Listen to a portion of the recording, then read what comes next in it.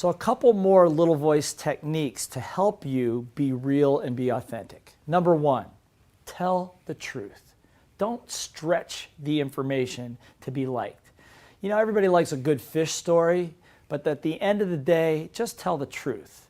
If the fish was this long, it was this long. It wasn't this long, okay? Now, I know it seems funny, but at some level, if you continue to do that, you begin to build a habit of stretching the truth. So people have a distorted view of who you really are rather than who you are. Look, I only caught a fish that was this big. I suck at fishing, okay? I'm okay with that. I don't need to prove to the big boys how big of a fish I caught.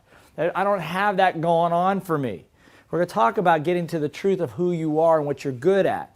That's number one. Speak the truth. Don't stretch it. When you feel in your brain, somebody says, well, I went to Paris, France for vacation. Well, when you have the desire, your little voice goes, well, I want to chime in and say, well, I went to a place similar. Don't do it. Shut up.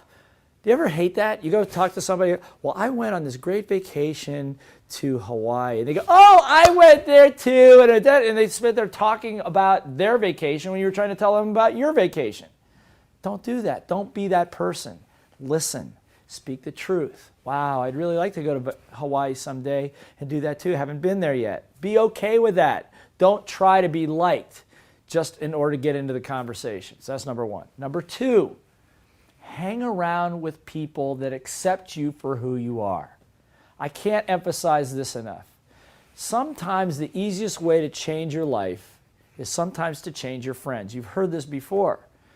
If people are expecting more out of you than who you feel comfortable being, don't hang around with those people.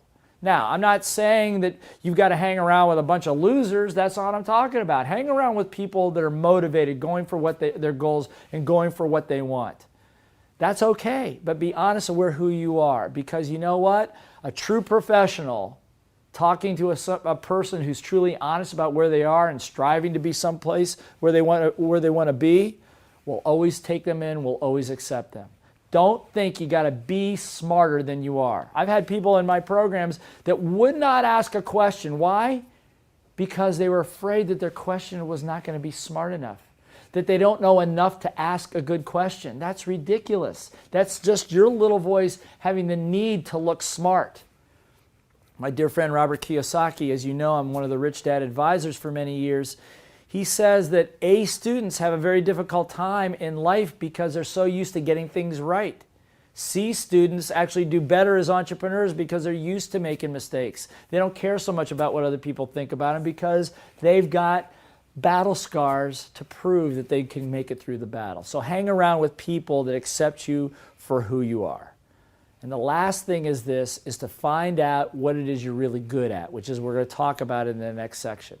Find out where you do your best work, where you are the most comfortable, and hang out there. Do the things that you do well, and be honest about the things that you don't do well. In the next section, I'm going to show you exactly how to do that.